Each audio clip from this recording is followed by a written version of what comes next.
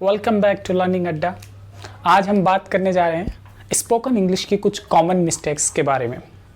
ज़्यादातर स्टूडेंट्स, ये ज़्यादातर वो लोग जो इंग्लिश बोलते हैं, इन कुछ वर्ड्स हैं जिनके अंदर वो कॉमन मिस्टेक्स कर देते हैं। इनको बोलते टाइम, इनको यूज़ करते टाइम इनके अंदर बड़ा कन्फ्यूज़न होता है कि अनदर कब यूज़ करना है, कहाँ यूज़ करना है, अदर कब यूज़ करना है एंड कहाँ यूज़ करना है। इसी तरीके से इक्वल एंड फेयर, ये दो वर्ड ऐसे हैं जिनके बारे में अक्सर कन्फ्यूज़न हो जाता है कि कहाँ पर हमें इक्वल का यूज़ करना है, कहाँ पर हमें फेयर का यूज़ करना है, कहाँ पर इक्वल लगाना है, कहाँ पर हमें फेयर लगाना है। इसी तरीके से दो वर्ड्स और हैं जैसे come back and go back. इनके बारे में भी अक्सर बड़ा कन्फ्यूज़न होता है स्टूडेंट्स को, एंड जो इंग्लिश स्पीकर्स होते हैं उनको बड़ा कन्फ्यूज़न होता है कि हमें कम बैक का यूज़ करना है या गो बैक का यूज़ करना है। तो आइए हम इनको एक एक एग्जाम्पल के ज़रिए समझने की कोशिश करते हैं कि कहाँ पर हम अदर का यूज़ करेंगे और कहाँ पर हम अनदर का यूज़ करते हैं, कहाँ पर हम इक्वल का यूज़ करेंगे और कहाँ पर हम फेयर का यूज़ करेंगे, कहाँ पर हम कम बैक का यूज़ करेंगे और कहाँ पर हम गो बैक का यूज़ करेंगे। तो सबसे पहले हम बात करते हैं अदर और अनदर की। दोनों ही लफ्ज़ अगर हम देखें तो इंग्लिश के अंदर अदर एंड अनदर जो लफ्ज़ हैं, जो शब्द हैं, जो वर्ड्स हैं, इनको अगर हम अपनी आम भाषा के अंदर देखें या हिंदी भाषा या उर्दू भाषा के अंदर अगर हम देखें, दोनों का मीनिंग दूसरे का होता है, लेकिन इनका इंग्लिश के अंदर अलग अलग जगह पर यूज़ होता है। जैसे एक एग्जाम्पल के ज़रिए हम समझने की कोशिश करते हैं।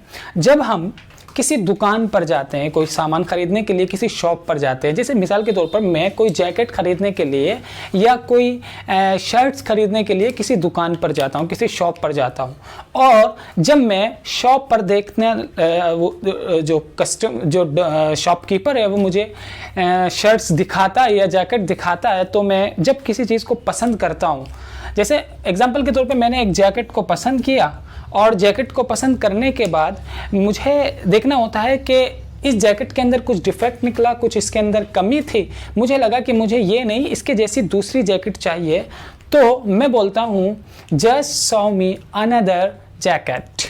वहाँ पर हम यूज़ करेंगे शो मी अनदर जैकेट। यानी बेसिक तौर पे अगर देखा जाए तो हम अनदर के अंदर जो चीज़ें होती हैं उसमें +1 ऐड करने की बात करते हैं, यानी एक और जोड़ने की बात करते हैं। जैसे मिसाल के तौर पे अगर मैं बोलूँ कि I need another person to help me, इसका मतलब ये हुआ कि जो लोग मेरी मदद कर रहे हैं उनके अलावा मुझे एक और पर्सन की ज़रूरत है जो मेरी हेल्प करे। वहीं पर जब हम बात करते हैं अदर की, तो अदर ऐसी जगह पर इस्तेमाल होता है जो एक से ज़्यादा की बात करता है या दूसरी चीज़ों की बात करता है। जैसे एग्जाम्पल के तौर पे अगर मेरी कोई आदमी हेल्प कर रहा है, मेरी कुछ लोग हेल्प कर रहे हैं और मुझे उनसे हेल्प नहीं बल्कि उनके अलावा दूसरे लोगों से हेल्प लेनी होती है, तो वहाँ पर मैं अनदर का यूज़ नहीं बल्कि अदर का यूज़ करूँगा। जैसे आई नीड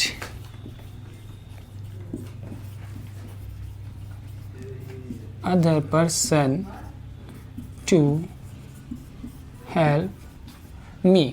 इसका मतलब ये हुआ कि मुझे दूसरे लोगों की ज़रूरत है, दूसरे लोगों की ज़रूरत है। और जब मैं बात करता हूँ आई नीड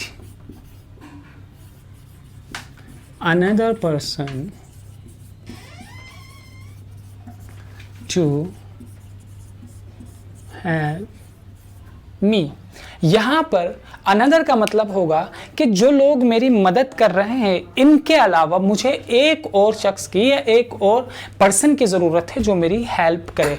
मुझे लगता है कि शायद अदर और अनदर के बीच का कन्फ्यूज़न आपका दूर हो गया होगा।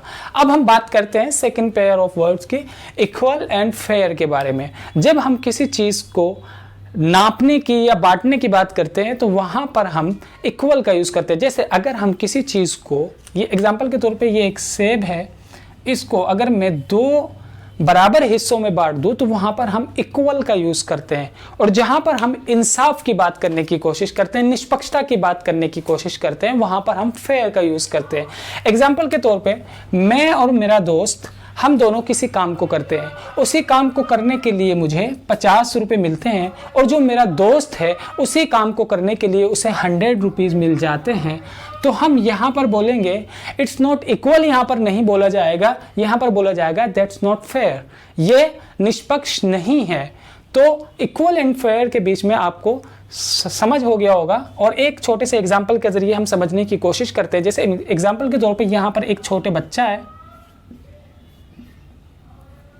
और यहाँ पर एक बड़ा आदमी है। अब हम एक पिज़्ज़े का एक छोटा टुकड़ा इसको दे देते हैं और पिज़्ज़े का एक बड़ा टुकड़ा इस आदमी को दे देते हैं। अब यहाँ पर हम देखें, it's not equal but it's fair. यहाँ पर ये दोनों बराबर तो नहीं है क्योंकि इसे छोटा टुकड़ा दिया गया है, small for small, big for big. तो यहाँ पर it's not equal but it's fair, क्योंकि जिसको जितनी ज़रूरत थी उसको उतना दिया गया है, इसीलिए ये फेयर है बट इक्वल नहीं है। इसी तरीके से अगर हम बात करें कम बैक और गो बैक की, तो इसके बारे में बड़ा कंफ्यूजन हो जाता है। इंग्लिश में इसके मीनिंग जो आते हैं वो रिटर्न के आते हैं, हिंदी में इसको वापस बोला जाता है। लेकिन हिंदी के अंदर या आम हिंदी भाषा के अंदर या आम बोलचाल की जुबान के अंदर दो लफ्जों का इस्तेमाल होता है, जैसे वापस आना या वापस जाना। इंग्लिश को अंदर इसके अंदर बड़ा कंफ्यूजन लड़कों को हो जाता है, बड़ा कंफ्यूजन इंग्लिश स्पीकर्स को, स्टूडेंट्स को हो जाता है कि कहां पर हमें कम बैक का यूज करना है और कहां पर हमें गो बैक का यूज करना है। तो एक सिंपल ट्रिक के जरिए इसको समझने की कोशिश करते हैं कि जब हम उस जगह पर आने की बात करते हैं जहां पर हम खड़े होकर के या जिस जगह पर हम रह करके बात कर रहे हैं, तो वहां पर हम यूज करते हैं कम बैक का। एग्जाम्पल के तौर पे हम समझने की कोशिश करते हैं, जैसे मैं यहां पर खड़े होकर के आपको पढ़ा रहा हूं, अब मैं यहां से वापस चला जाऊंगा और फिर मैं वापस आऊंगा, I will come back here. अगर मैं बात करूं वापस जाने की, तो वहां पर हम गो बैक का इस्तेमाल करते हैं। जैसे मैं यहां पे खड़े होकर के बात कर रहा हूं, तो इस टाइम में यहां पर प्रेजेंट हूं और मुझे घर जाना है, तो मैं इस्तेमाल करूंगा आई विल गो बैक।